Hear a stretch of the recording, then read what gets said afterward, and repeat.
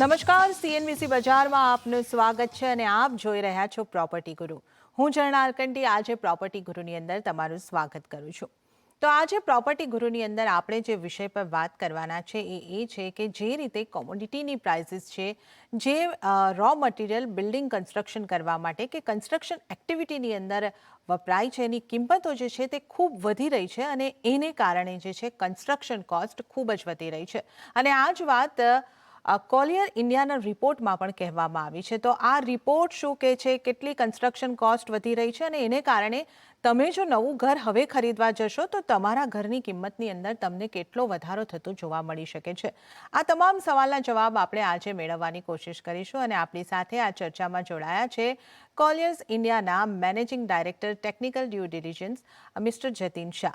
જતીનજી, સ્વાગત છે તમારું સીએનબીસી બજારના પ્રોપર્ટી ગુરુ શોની અંદર. જતીનજી, જે રીતે આપણે અહીંયા આગળ શરૂઆત કરી છે આપણા શોની કે તમામ કોમોડિટીની કોસ્ટ છે તે અહીંયા આગળ વધતી જતી જોવા મળી રહી છે. આપનો રિપોર્ટ છે એના ઉપર આપણે વિસ્તૃતની અંદર ચર્ચા કરીશું, પરંતુ સૌથી પહેલાં હું મારા દર્શકોને આપના દ્વારા એ સમજાવવા માંગીશ કે બાંધકામની કોસ્ટની અંદર મુખ્યત્વે કયા કયા કન્સ્ટ્રક્શનના લેવલ હોય છે જેનો સમાવેશ થતો હોય છે. એટલે હું જે વાત કરી છું, મટીરિયલ્સ હોય, ફ્યુઅલ હોય, લેબર હોય, એનો કયા કયા એવા પાસાઓ છે જે પોતાનો ફાળો આપે છે કન્સ્ટ્રક્શનની આખી એક્ટિવિટીની અંદર અને એમનો કેટલો ભાગ હોય છે? મોટા મોટા આપણે ટોટલ કન્સ્ટ્રક્શન કોસ્ટ આપણે જોઈએ તો 67 to 70% આપણે મટીરિયલ કોસ્ટ હોય અને અબાઉટ 28% લેબર કોસ્ટ અને 5% is impacted because of fuel cost. તો મોટા ભાગે 70%, 68% to 70% is because of the material cost. અને આજે મટીરિયલ કોમોડિટી પ્રાઇસ ઇન્ક્રીઝ થઈ છે because of this commodity price going up and the material cost is going up. This impacts 68 to 70% of construction cost total. So okay, તો અહીંયા આગળથી આપણે જે વાત કરી રહ્યા છે બાંધકામનો ખર્ચ જે છે એનો મોટો ભાગ જે મટીરિયલ ગણાય છે એ લગભગ 70%ની આસપાસ જેટલો ભાગ છે. કદાચ એની અંદર જમીન પણ આની અંદર સામેલ હોઈ શકે છે અને બાકીનો બધો જે રો મટીરિયલ વપરાય છે. અહીંયા આગળ આપણે જે ખાસ આજે વાત કરી રહ્યા છે તે આ રો મટીરિયલ જે છે એની કિંમતો અહીંયા આગળથી વધતી દેખાઈ રહી છે અને એની ઇમ્પેક્ટ અહીંયા આગળ જે છે તો આ જે કન્સ્ટ્રક્શન કોસ્ટ ઓવરઓલ બની રહી છે એનો 70% ભાગ છે એની અંદર આપણે આ વધારો થતા જોઈ શકીશું. તો જતીનજી, આપનો જે આ રિપોર્ટ છે એ આખું આ વધતી કોમોડિટીની કિંમતો છે એના ઉપર ફોકસ કરી રહ્યો છે. તો કઈ કઈ એવી કોમોડિટીઝ છે કે અન્ય રો મટીરિયલ છે જે કન્સ્ટ્રક્શનની અંદર વપરાય છે અને એની કિંમતોની અંદર આપણે પાછલા વર્ષમાં કેટલો વધારો થતા જોયો છે, જો તમે આંકડાઓ સાથે अમને समझावी શકો? अगर आप देखेंगे तो पिछले एक साल में कंस्ट्रक्शन की जो कॉस्ट है एक डेवलपर के लिए वो 10 से 12% के आसपास इंक्रीज हो गई है. इसमें मोटी मोटी जो चीज़ें होती हैं, अगर आप स्टील का रेट देखिए, अगर आप सीमेंट का रेट देखिए, जो 40% के आसपास आपका कंस्ट्रक्शन कॉस्ट को इम्पैक्ट करते हैं. स्टील का रेट पिछले मार्च से लेके इस मार्च तक करीबन 33 से 30% बढ़ गया. लास्ट ईयर सेम टाइम इस स्टील की कीमत थी करीबन 52 रुपए केजी. आज की डेट में it is about 62 to 67 rupees a KG. ये इंक्रीमेंट इस करीबन 30 से 35%, 30 से 33% का जो इंक्रीमेंट है वो स्टील के कारण है. सीमेंट उसी रेट के हिसाब से करीबन 22% का सीमेंट का इम्पैक्ट आया है टोटल कंस्ट्रक्शन कॉस्ट में. कॉपर जो है वो अपन करीबन करीबन 40%, और ये कॉपर जो है आप इलेक्ट्रिकल वायरिंग्स में, ट्रांसफार्मर्स में, इसमें सब में यूज करते हैं. एल्यूमिनियम जो हमारा जो फसाड है, जो एलिवेशन है, जो ग्लास है जिसमें हम विंडोज लगाते हैं, इसकी कीमत करीबन करीबन 44% इंक्रीमेंट हुई है पिछले साल से इस साल के आसपास, अगर आप देखें. सिमिलरली फ्यूल प्राइस आपको पता है पिछले 12-15 दिन में कितना इंक्रीज हुआ है और हर रोज इंक्रीज जा रहा है. बट अगर आप कंपेयर करें डेटा को तो करीबन करीबन 70% इसका इंक्रीमेंट हो गया है. तो ओवरऑल जो पहला आपने जो सवाल पूछा था, जिसमें 2/3 करीबन 67% to 70% जो हमारा मटेरियल कॉस्ट है, ये पूरा मिला के टोटल प्रोजेक्ट का जो कॉस्ट है डेवलपर के लिए 10 से 12% का इंक्रीमेंट हो गया है आज की डेट में। और ये अप्रैल में और कितना इंक्रीमेंट होगा बिकॉज ऑफ ग्लोबल क्राइसिस जो चल रही हैं और या कमोडिटी के सप्लाई चेन्स में का जो इम्पैक्ट है वो हम अप्रैल के आसपास और फर्दर पब्लिश हो सकता है। सेम डेटा हमने कॉलियस की हमारी रिसर्च टीम ने ये पब्लिश किया हुआ है। क्रेडाई भी इज ऑल्सो करीबन करीबन सेम डेटा के आसपास पब्लिश कर रही है। तो ये सब मिला मिलू के अगर आप देखेंगे तो 10 से 12% का impact on a total project cost आज की डेट में हम देख रहे हैं। જી તો અહીં આગળથી Yeah. આપણે એ સમજી શકીએ છીએ કે જે રીતે કન્સ્ટ્રક્શન કોસ્ટની અંદર વધારો થઈ રહ્યો છે વધતી જતી કોમોડિટીઝની કિંમતને કારણે, અને જે રીતે જતીનજીએ વાત અહીં આગળથી કરી છે કે ક્રેડાઈનું પણ માનવું છે, ક્રેડાઈ એ આખું બિલ્ડર્સનું એસોસિએશન છે અને એમનું પણ માનવું છે કે કિંમતો વધી રહી છે, ત્યારે હું આપને ખાસ જણાવી દઉં કે ગુજરાત ક્રેડાઈએ જાહેર કરી દીધું છે કે એ ગુજરાતની અંદર બનનારા તમામ નવા પ્રોજેક્ટની અંદર પર સ્ક્વેર ફીટ લગભગ 500 રૂપિયા જેટલી કિંમતનો વધારો કરવામાં આવશે। આ જાહેરાત ગુજરાત ક્રેડાએ તો કરી દીધી છે, બાકીના રાજ્યો તરફથી હવે આપણે જોવાનું રહેશે, પરંતુ અપેક્ષિત આપણે કરી રહ્યા છે કે હવે તમે ઘર લેવા જશો તો કદાચ તમારી ઘરની કિંમત જે છે તે તમને નવા પ્રોજેક્ટની અંદર તો ચોક્કસ વધીને મળતી દેખાઈ શકે છે, કારણ કે બિલ્ડરને માટે જે માર્જિન છે એ અહીંયા આગળ ઘટતા દેખાઈ રહ્યા છે। જતીનજી, તમારી પાસે હવે આગળ એ સમજવું હતું કે જે રીતે આપણે વાત કરી કે બાંધકામની કોસ્ટ જે છે તે વધી રહી છે, તો હું એ કહી રહી હતી કે જે બિલ્ડરનો માર્જિન છે એ અહીંયા આગળ ખાસો એવો ઇમ્પેક્ટ થતો લાગી રહ્યો છે, તો આપણે જો સેક્ટર વાઇઝ વાત કરી લઈએ તો આની કેટલી અસર રેસિડેન્શિયલ સેગમેન્ટ ઉપર થતી જોવા મળી શકે છે? રેસિડેન્શિયલ પ્રોજેક્ટમાં લગભગ આપણે અગર એફોર્ડેબલ સેગમેન્ટ અને મિડ સેગમેન્ટની વાત કરીએ તો ત્યાં માર્જિન જે છે એ બહુ કમ હોય છે અને प्राइसेस जो एस्केलेशन થઈ છે, जितना प्राइस हम एस्केलेशन देख रहे हैं अभी वो बहुत ही सेंसिटिव जोन या संवेदनशील जोन में आता है। इसके कारण आपने जो बात बोला कि 500 रुपए बढ़ेंगे, हमारे हिसाब से 300 से 350 रुपए के आसपास इसका इम्पैक्ट पड़ना चाहिए और वो जो बायर्स के ऊपर में आ सकता है। रेसिडेंशियल कीमत जो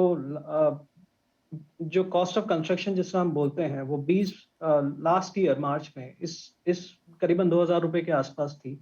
आज की डेट में बिकॉज ऑफ ये कमोडिटी प्राइस इंक्रीज है, हम देख रहे हैं वो 2300 रुपए के आसपास औसतन ये कंस्ट्रक्शन कॉस्ट आ सकती है। इसके बहुत सारे पैरामीटर्स भी होते हैं कि किस जगह पे बन रहा है, कितनी हाइट है, क्या स्पेसिफिकेशन बिल्डर दे रहा है बायर को, बट लगभग 300 से 350 रुपए का इंक्रीमेंट आज की डेट में हम कंस्ट्रक्शन कॉस्ट में देख रहे हैं। और यही बिल्डर मिड सेगमेंट और अफोर्डेबल हाउसिंग में जहाँ पे बहुत कम मार्जिन होता है, आने वाले टाइम पे अप्रैल के आसपास ये शायद पास ऑन हो सकता है from builder side to buyers. ये हम रेसिडेंशियल सेगमेंट की बात करते हैं। सेम अगर आप इंडस्ट्रियल सेगमेंट देखें, जो वेयर हाउसिंग सेगमेंट अगर आप देखते हैं, वेयर हाउसिंग सेगमेंट में भी जो प्राइस इंक्रीज है और वो प्राइमरीली हमारा स्टील का इंक्रीमेंट होता है वहाँ पे मेजरली जो यूज होता है वेयर हाउसिंग में और इंडस्ट्रियल सेक्टर्स में, उसमें जो 1900 रुपए के आसपास हम लास्ट ईयर अगर हम कंस्ट्रक्शन करते थे, आज की डेट में वो 2100 रुपए के आसपास पहुंच गया है।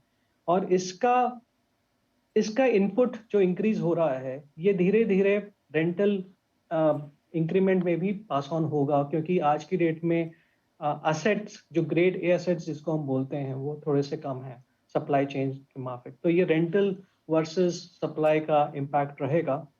बट औसतन 1900 रुपए का इंक्रीमेंट आज की डेट में 2100 रुपए के आसपास इंडस्ट्रियल सेगमेंट में देखने को मिलेगा। कमर्शियल में भी अगर आप देखें, जो हम ऑफिस बिल्डिंग की बात करते हैं और कमर्शियल लीजिंग की बात करते हैं, वहां पे भी सिमिलर इंक्रीमेंट्स हो रहे हैं। वहां पे भी 7 से 10% हमारा बजट जो है, जो लास्ट ईयर हम जो कंस्ट्रक्शन करते थे, वो आज की डेट में 7 से 10% वहां पे भी इंक्रीमेंट हो गया है। मोटा जैसे मैंने आपको पहले बोला, और ये सब because of commodity price increase है, जो आपका मटेरियल कॉस्ट इंक्रीज है एल्यूमिनियम में, स्टील में, सीमेंट में, कॉपर में, ऑयल में और बाकी सब जगहों पे। तो ये हम हमारी रिपोर्ट, हमारी रिसर्च रिपोर्ट, ये हम डेटा हमने पब्लिश किया हुआ है और ये हमारी रिसर्च रिपोर्ट में हमने हमने आप सबके साथ शेयर किया हुआ है बराबर का। ઓકે, તો અહીંયા આગળ આપણે જે સમજી રહ્યા છે કે જે આ રેસિડેન્શિયલ સેક્ટરની વાત હોય, વેરહાઉસિંગ સેક્ટરની વાત હોય, એટલે કે કમર્શિયલ અને ઇન્ડસ્ટ્રીયલ સેક્ટરની વાત હોય, તમામ જગ્યાઓએ જે આ રો મટીરિયલની કોસ્ટ વધી રહી છે એને કારણે આપણે કિંમતોને વધતી જોઈ શકીએ છીએ. લગભગ રેસિડેન્શિયલની વાત કરીએ તો 300થી 350 રૂપિયા પર સ્ક્વેર ફીટ અહીંયા આગળથી કિંમતો વધી શકે છે એવી સંભાવનાઓ બનતી દેખાઈ રહી છે. આવનારા સમયમાં એટલે કે એપ્રિલ મહિનામાંથી કે એના પછીથી આ વધારો લગભગ આપણે આવતો જોઈ શકીએ છીએ. તો જે ગ્રાહકો ઘર ખરીદવાની ગણતરી કરી રહ્યા છે, પોતાનું બજેટ બનાવી રહ્યા છે, એમણે આ ગણતરી પોતાના મનની અંદર કે પોતાના જે હિસાબ કિતાબ કરી રહ્યા છે એની અંદર રાખીને ચાલવું પડશે. તમારા બજેટની અંદર આની ખાસ ગણતરી તમારે કરીને ચાલવી પડશે. તો આ એક રસપ્રદ ચર્ચા અહીંયા આગળથી આપણી ચાલી રહી છે, પરંતુ મારે લેવો પડશે એક નાનકડો બ્રેક. લઈશું એક બ્રેક અને ત્યારબાદ આપણે આ ચર્ચાને આગળ વધારીશું.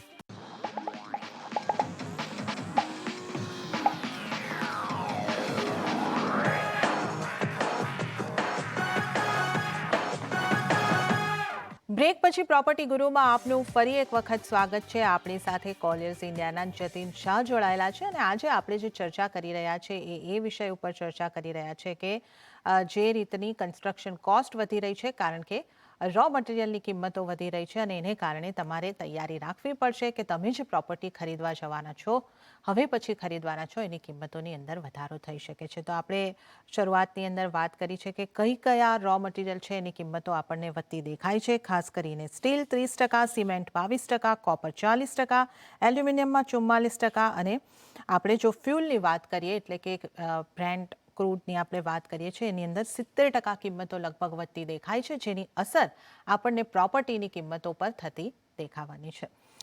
જતીનજી, તમારી સાથે અમે વાત કરી રહ્યા હતા આ અંગે. આપને જે રિપોર્ટ છે એની અંદર આપે પણ જણાવ્યું છે કે કન્સ્ટ્રક્શન કોસ્ટ જે છે તે વધતી દેખાઈ રહી છે. તો પાછલા વર્ષની અંદર પર સ્ક્વેર ફીટ આપણે કન્સ્ટ્રક્શન કોસ્ટની વાત કરીએ તો સરેરાશ કેટલી બની રહી હતી અને હવે કેટલી બનવાની સંભાવના તમને લાગી રહી છે? રેસિડેન્શિયલ સેગમેન્ટની વાત કરીએ તો આપણે last year March 2021માં 2050 or 2060 rupees per square feet was the cost of construction residential સેગમેન્ટમાં, બિગ મિડ સેગમેન્ટની વાત કરીએ છીએ આપણે. આજની તારીખમાં આ 2300 रुपये के आसपास हमारी रिसर्च रिपोर्ट बोले थे. तो ये जो इंक्रीज है रेसिडेंशियल सेगमेंट के अलावा इसका इम्पैक्ट काफी होने वाला है आपके बायर्स के ऊपर में भी. अभी तक जो residential segment, affordable segment, mid segment जो हमारे जो साइजेस होते हैं, जैसे मैं आपसे पहले बोल रहा था, इसमें मार्जिन बहुत कम होता है. इसमें प्राइस सेंसिटिविटी की बहुत इम्पैक्ट होता है इसके कारण.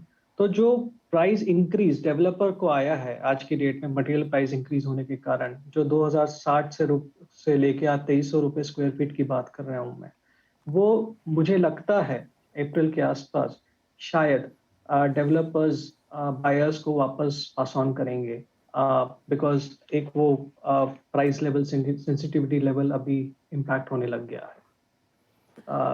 सेम अगर आप देखें इंडस्ट्रियल, जो मैंने आपसे बात किया पहले, ग्रेड ए सेगमेंट इंडस्ट्रियल 1900 रुपये में हम लास्ट मार्च में हम कंस्ट्रक्शन करते थे इसका. आज की डेट में 2100 रुपये के आसपास कॉस्ट ऑफ कंस्ट्रक्शन आएगा इंडस्ट्रियल ग्रेड ए सेगमेंट में. प्राइमरीली इंडस्ट्रियल सेगमेंट अगर आप देखें, वेयर हाउसिंग अगर आप देखें, इसमें स्टील के स्ट्रक्चर्स का ही ज़्यादा यूज होता है. और स्टील हम, जैसे मैंने आपसे पहले बोला, 30 से 33% इंक्रीमेंट हो गया इसका पिछले मार्च से इस मार्च तक. इसका फर्क इंडस्ट्रियल सेगमेंट में भी दिखेगा, इसका फर्क रेसिडेंशियल में भी दिखेगा और इसका फर्क कमर्शियल सेगमेंट में भी दिखेगा. कमर्शियल सेगमेंट में भी अगर आप देखें तो करीबन मेरे हिसाब से 7% का इंक्रीमेंट हुआ है, बिकॉज कमर्शियल सेगमेंट में काफ़ी सारी चीज़ें होती हैं. स्टील और सीमेंट करीबन 30 से 40% का इम्पैक्ट होता है पूरे कमर्शियल प्रोजेक्ट में. बट ओवरऑल अगर आप देखें तो मेरे हिसाब से, हमारे रिसर्च रिपोर्ट के हिसाब से 7% के आसपास का कंस्ट्रक्शन कॉस्ट इंक्रीमेंट होगा कमर्शियल सेगमेंट में. जी, या जतिन जी। और जहाँ तक हम रेसिडेंशियल सेगमेंट की बात करें तो कौन से रेसिडेंशियल में, जैसे कि अफोर्डेबल सेगमेंट है, मिड सेगमेंट है या लग्जरी सेगमेंट है, क्या अफोर्डेबल सेगमेंट में इसकी वजह से ज़्यादा दिक्कतें डेवलपर्स के लिए बढ़ेगी, या कौन से सेगमेंट में आप कीमतों की बढ़ोतरी ज़्यादा देख रहे हैं? अफोर्डेबल और मिड सेगमेंट में ही ज़्यादा फ़र्क पड़ेगा, क्योंकि ये जो सेगमेंट है इसमें काफ़ी डेवलपर्स हैं, बड़े डेवलपर्स भी स्केल में हैं और ग्रेड ग्रेड ए डेवलपर्स भी हैं एंड अदर डेवलपर्स भी हैं। जो छोटे डेवलपर्स हैं वो डेफ़िनेटली इस प्राइस इम्पैक्ट को एब्ज़ॉर्ब नहीं कर पाएँगे और उसको आप पास ऑन करना चालू करेंगे बायर्स को। जो बड़े डेवलपर्स हैं वो शायद जो डिस्काउंट्स आपको मिलते थे वो शायद नहीं मिलेंगे उतना, बट फिर भी उनके पास में भी आगे जाके अप्रैल में अगर ये सेम सेम इंक्रीमेंट अगर दिखता है मटेरियल प्राइस में, तो वो भी धीरे-धीरे करके सेगमेंट्स जो हैं इन सेगमेंट्स में भी आपको बायर्स को ये प्राइस इंक्रीज़ पास ऑन होनी चाहिए। मेरे ख्याल से ऑलरेडी अहमदाबाद में 300 साढ़े 300 रुपए का इंक्रीज़ जो है वो अनाउंस हो चुका है कुछ डेवलपर्स के साथ में। सेम आप सदर्न डेवलपर्स की भी बात करें तो they have also started increasing. Now इसमें और भी एक इश्यू है कि डिमांड और सप्लाई का जो रेशियो है वो नॉर्थ में काफ़ी ज़्यादा है, तो हो सकता है वहाँ पे कम इम्पैक्ट हो, बट साउथ में डेफिनेटली डिमांड सप्लाई का रेशियो कम है। तो यहाँ पे बायर्स के पास में इंक्रीमेंट पास ऑन होगा, ये हमारा मानना है।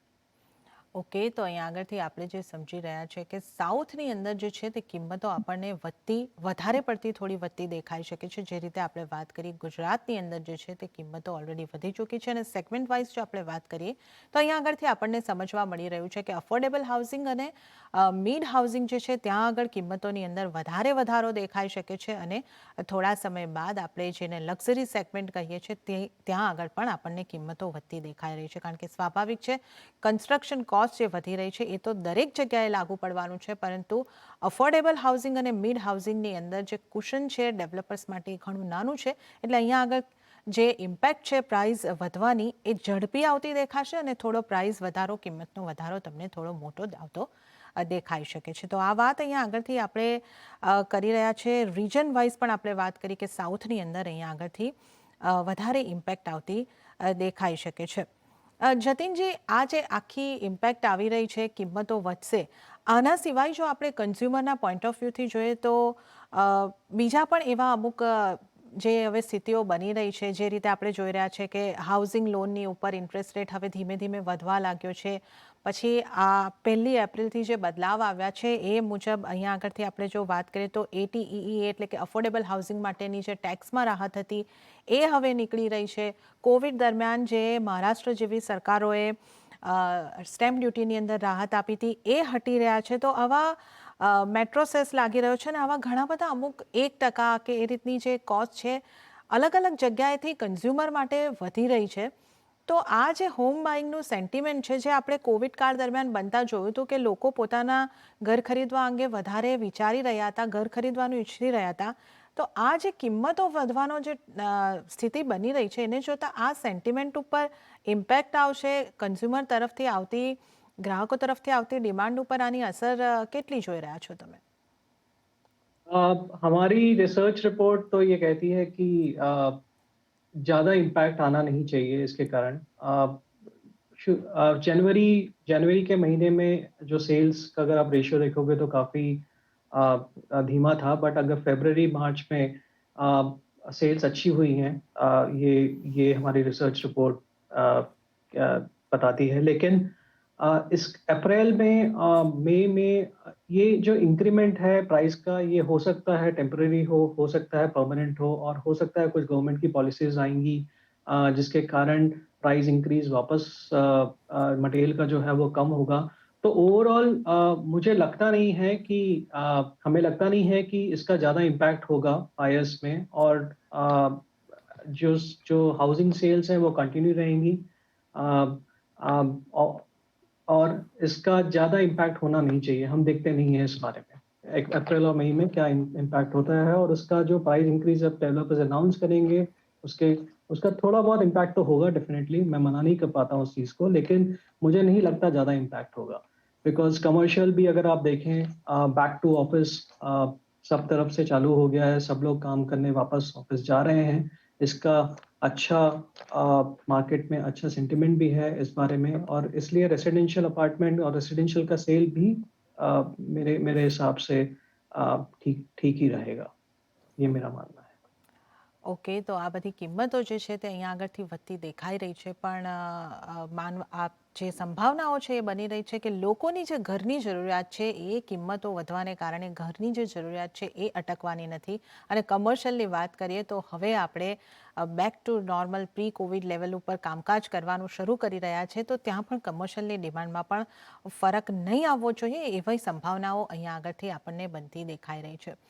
પરંતુ જે સમસ્યા અહીંયા આગળ આપણે આજે ડિસ્કસ કરી રહ્યા છે કે પ્રોપર્ટીની વધતી કિંમતો જે છે એને કારણે જે અફોર્ડેબલ હાઉસિંગ છે કે ઘરની કિંમતો છે એના ઉપર ઇમ્પેક્ટ તો ચોક્કસ આવવાની છે. તો જતીનજી, એવા કોઈ ઉપાયો, એટલે ઉપાયોની વાત કરીએ તો એવા સરકાર કોઈ અમુક પગલાં લઈ શકે કે ડેવલપર કંઈક કરી શકે, કે પછી ગ્રાહકોએ કઈ રીતની પોતાની માનસિકતા કેળવવી જોઈએ કે આ આખી સ્થિતિ બની રહી છે એની અંદર થોડી ઘણી કંઈક રાહત ડેવલપર પક્ષે અને ગ્રાહકના પક્ષે, એટલે વિન વિન સિચ્યુએશન જેવું આપણે કાંઈક ક્રિએટ કરી શકીએ એવી કોઈક સંભાવના તમને લાગી રહી છે? एक्चुअली ऑल द बॉडीज सबने गवर्नमेंट को रिक्वेस्ट किया हुआ है कि कुछ कुछ इंपोर्ट ड्यूटीज की तरफ देखें, कुछ कुछ कुछ टैक्स बेनिफिट्स पास ऑन करें इस रियल एस्टेट सेगमेंट के लिए। हम भी यही सोचते हैं कि गवर्नमेंट जल्द ही कुछ ना कुछ पॉलिसीज चेंज लेके आएंगी, जिससे ये जो इंक्रीमेंट आप देख रहे हैं मटेरियल प्राइस में, इसको हम एब्जॉर्ब कर सकें या फिर हम इसको कम करवा सकें। ये वर्क इन प्रोग्रेस डॉक्यूमेंट है, और इसका इसका काफ़ी अप्रैल या मई में इसका एक्सपेक्टेशन है कि कुछ ना कुछ पब्लिश होगा इस बारे में, इस डेटा में, और कुछ डेटा चेंज होंगे। इससे डेवलपर्स को काफ़ी फ़ायदा होगा, या कुछ फ़ायदा होगा। और जो लो मार्जिन वाले जो रेसिडेंशियल अपार्टमेंट्स हैं, जो मैं अफोर्डेबल और मिड सेगमेंट की बात कर रहा था, उसमें उसमें कुछ बेनिफिट डेवलपर्स को पास ऑन होगा because of government policy change, और इससे सेंटिमेंट्स काफ़ी इंप्रूव होने की भी संभावनाएं हैं। तो अब we need to wait government इस बारे में क्या एक्शन लेती है, यही and this is expected also in the lines. Okay, તો સરકાર પાસેથી પણ અમુક આશા અને અપેક્ષાઓ છે કે કોઈ રાહત ટેક્સના ક્ષેત્રે હોય કે ઇમ્પોર્ટ ડ્યુટીના ક્ષેત્રે હોય આપવામાં આવે, તો આ મટીરિયલ કોસ્ટની અંદર થોડો ઘટાડો આવે તો પછી આ જે કિંમતો વધારવાની વખત છે એ પ્રોપર્ટીની કિંમતો એ ન આવે, અને જે સ્થિતિ આપણે અત્યારે હોમ બાઇંગના સેન્ટિમેન્ટ સુધરેલા જોઈએ છે એ આ જ રીતના બની રહે અને લોકોનું સપનાનું ઘર બની શકે.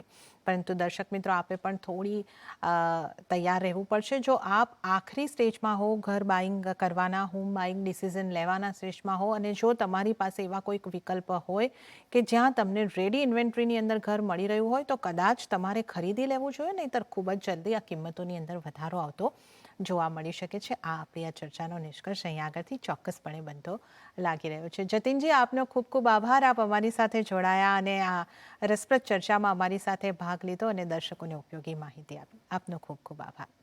थैंक यू, आभार। તો આ સાથે આજના પ્રોપર્ટી ગુરુમાં હાલ પૂરતું આટલું જ. મને પણ આપશો રજા, પરંતુ આપ જોતા રહો CNBC બજાર. નમસ્કાર.